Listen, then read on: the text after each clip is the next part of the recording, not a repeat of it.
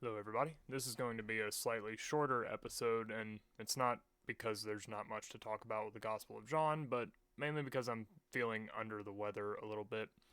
I'll come back to the Gospel of John for a much longer episode in the future, but I actually had a plan to start an interview series with this podcast where I talk to Catholic priests, Baptist preachers, Pentecostal preachers, etc., and ask them the same general questions and record the differences in their responses.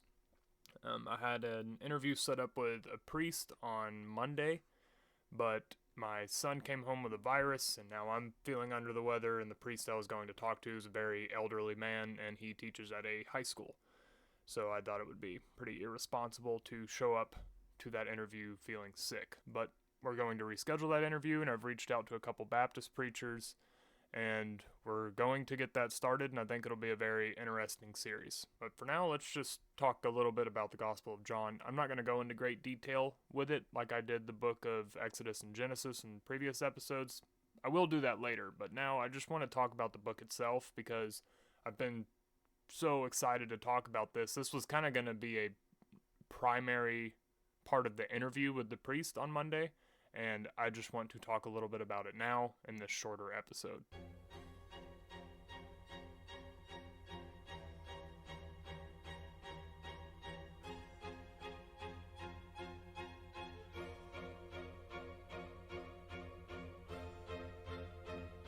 The Gospel of John is by far the strangest and most, or at least one of the most unique books in the Bible. I'd say the book of Revelations is another unique one, and it was also written by John the Apostle. So the two weirdest books in the Bible were written by the same person, and we'll talk about another text that he wrote in just a minute. There has been some controversy around the Gospel of John, and that revolves around Gnosticism, which is a heretical Christian sect that we've talked about a few times on this episode.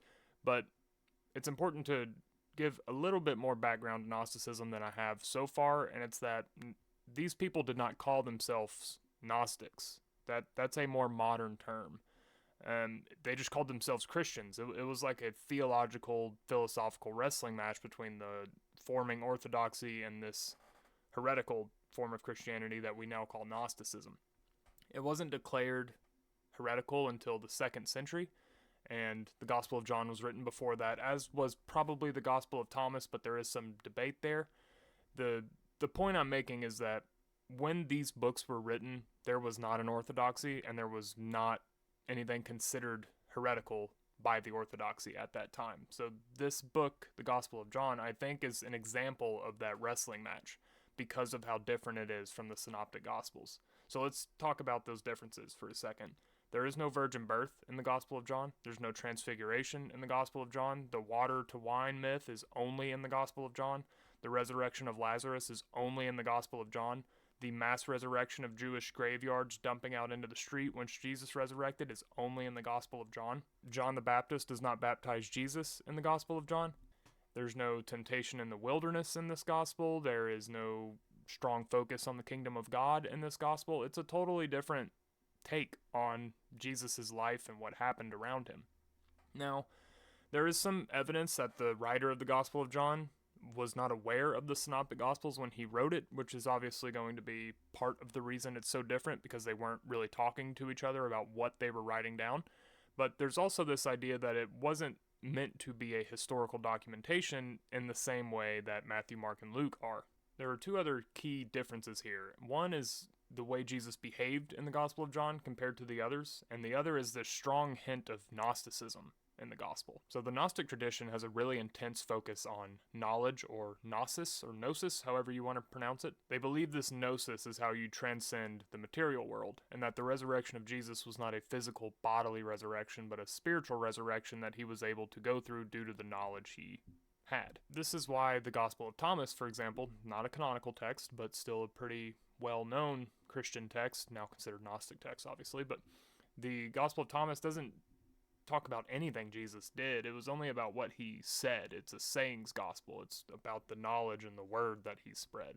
And then in the Gospels of Mark and Matthew, two of the more standard synoptic gospels, there is this idea that Jesus speaks to the public in parables, but speaks to his disciples in paragraphs, essentially, that he's giving them more of the knowledge, the secret knowledge of Jesus and God and the Word. So this idea that Jesus is giving his disciples secret knowledge is not just a Gnostic idea. It's mentioned in Matthew and Mark as well. And then you have the Gospel of Thomas and Judas that are saying this is the secret knowledge that Jesus gave us. Now, of course, you can dispute the validity of this, but it does give these books some sort of weird credibility. I'm not saying they should be in the canonical Bible or anything, but when you read them, it's very interesting, especially considering that aspect of Matthew and Mark. And in Matthew and Mark, Jesus is kind of the king of the one-liner. Like any question he's asked, he responds with like a snappy little sentence that is deep and philosophical, etc. But in John, he speaks in long paragraphs. He has long discussions with people. And again, that to me is this sort of focus on his knowledge rather than his just wittiness or something like that. You know, he's having deep discussions. It's not just one sentence at a time in response. Some of his conversations take up pages in the Gospel of John, and that is absolutely just not there in Matthew, Mark, and Luke. So that's a focus on knowledge that is not present in the other Gospels. And it becomes even more interesting when we consider that John the Apostle, the author of the Gospel of John and the author of Revelations, also wrote something called the Secret Book of John, which is, without a doubt, considered a Gnostic text. So the person who wrote this very strange gospel that doesn't really fit in with the other three also wrote one of the more well-known Gnostic texts, and he also wrote the Book of Revelations, which is the only apocalyptic book in the Bible. And in that secret book of John, he does claim that the book is supposed to be relaying the secret knowledge and revelations given to him by Jesus. You know, I won't go as far to say that the Gospel of John is a Gnostic text, but I think it was written by someone wrestling with the idea. And it is so dramatically different from really any other book in the canonical Bible at all. And it does raise the question that did a borderline heretical book find its way into the canonical texts and library? And hopefully these priests and preachers I discussed this with will be able to kill that suspicion. So that'll do it for this short episode. Again, I'll come back to the Gospel of John later and make a much longer episode on it like I did Genesis and Exodus. But I was just excited to talk about this with Father Fred. And since I won't be able to do that, I wanted to go ahead and talk about it alone on here. In coming weeks, there will be episodes with preachers and priests, and I think it'll make a really interesting podcast series. I won't argue with them or anything like that. It's not going to be a debate. It's just going to be talking about things like we just discussed, talking about the role that religion has in science, talking about, specific stories like Cain and Abel and the crucifixion, I think are the two I'm going to focus on in these interviews. And we're just going to see what the differences are and the responses I get between these different sects. And I have a feeling some of them will be pretty dramatically different, especially like Pentecostal to Catholic. I have a feeling we're going to see some significant differences there.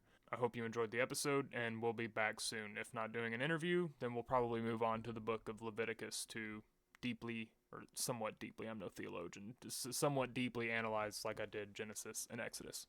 So thank you guys, and we'll see you again soon.